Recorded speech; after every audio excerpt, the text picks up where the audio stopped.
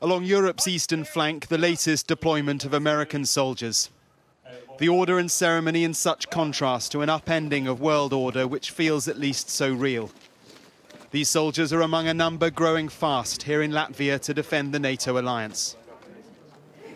In Brussels, a tap on the back for the alliance's Secretary-General from Hungary's Prime Minister Viktor Orban, once seen as close to Putin, but now in lockstep with his fellow European leaders, united in disgust.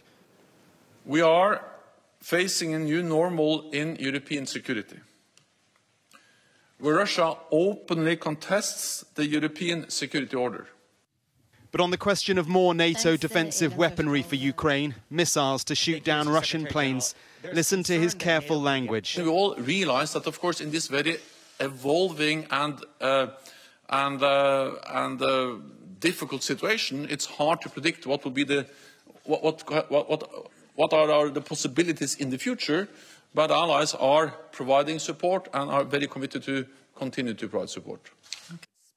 Allies individually providing support, not NATO itself. A hopeful nuance, an attempt not to provoke a Putin they cannot read. The American president, meanwhile, was trying to focus on the business of domestic politics, filling a Supreme Court vacancy. Hi, everyone. It was left to his spokesperson to catch up with the EU and the UK in announcing sanctions on Putin himself.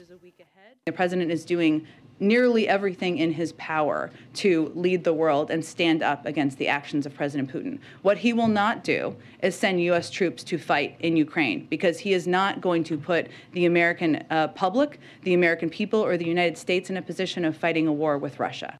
And that's the nub of it. That's why NATO forces will not roll into Ukraine to end all this. It is about sanctions, now against Putin himself, freezing his assets, potentially banning him from travelling.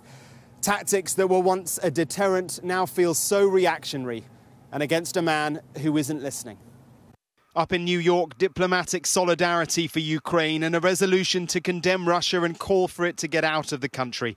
Russia's power of veto ensures it fails, but it is a message from the top diplomatic body of the world, cementing isolation for Russia and its President Vladimir Putin. Mark Stone, Sky News in Washington.